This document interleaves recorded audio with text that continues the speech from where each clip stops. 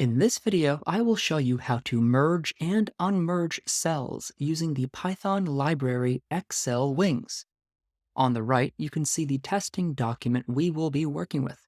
It has text in cell B2 that is a very good candidate for merging with other cells. Over here, you can see that I'm opening the workbook with the book function from the xlwings library. I then select sheet 1, which is the sheet that I currently have open on the screen. Completing this task of merging and unmerging is very straightforward. The range function on the worksheet has a merge function that will merge together all of the cells that you pass the range function. So this one should merge B2 through E4.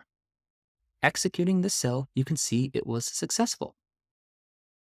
If you would like to unmerge the cells, all you have to do is use the unmerge function on the appropriate range.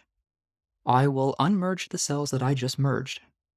And just like that, the text has returned back just to cell B2 and no cells are merged.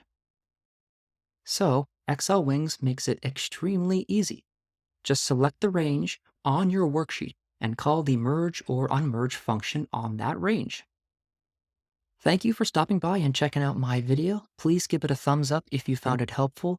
Also, leave a comment below so that other people can find this content.